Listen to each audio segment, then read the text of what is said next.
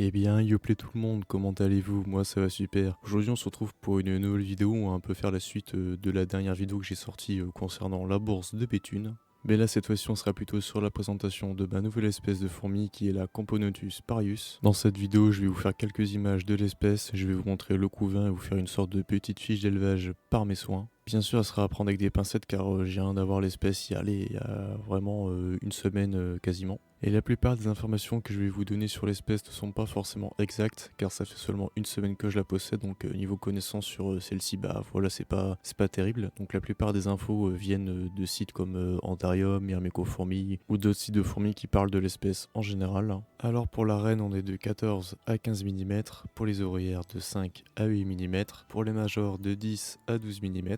Du coup, c'est une fourmi qui est quand même assez balèze. Donc pour parler de ma fondation en moi, j'ai bien sûr Magine avec 3 petites ouvrières qui sont nées assez récemment. Et j'ai un couvain qui est disons assez correct. On a quelques cocons, on a quelques larves et on a une toute petite mais vraiment rikiki grappe 2. Après là niveau protéines, je vais commencer à accélérer la cadence. Car du coup je les ai laissés quelques jours pour qu'elles s'adaptent à chez moi et sans vibration. Comme ça niveau stress on est bien. Sinon au point de vue du setup, bah là je suis comme d'habitude avec les fondations. J'ai la petite aire de chasse combinée avec un tube, c'est un module qui vient d'AliExpress. Le lien se trouvera aussi dans la description, je crois que je l'ai payé 4 ou 5 euros, c'est un module qui fait vraiment l'affaire, surtout quand on démarre avec une petite fondation avec seulement disons 4 à 5 ouvrières. Après niveau maintien, bah, c'est assez simple, pour l'instant vu qu'il fait assez chaud, bah, je chauffe pas, et je suis aux alentours des 25 à 27 degrés, donc ce qui est une température de développement idéale pour les petites Parius. Après bien sûr à la longue quand j'aurai peut-être une trentaine voire une cinquantaine d'ouvrières, je pense que je vais racheter le même setup que j'avais pour les Nicobarensis car c'est un setup qui marche vraiment super bien. C'est vraiment un système de nid qui est vraiment top, il a plein d'avantages, c'est facile pour nettoyer, au niveau de l'humidité on peut choisir le tube qu'on veut et même niveau chauffage, moi je fais un côté chaud et du coup un côté froid et c'est parfait, j'ai aucun problème à signaler. Sinon en général ça reste une espèce qui reste vraiment très agréable à observer, elle a de magnifiques couleurs et j'espère que ça va continuer ainsi. Et en termes de suivi sur cette espèce, je pense que je vous ferai des suivis selon l'évolution, quand j'aurai les premiers majors, la mise en nid, etc.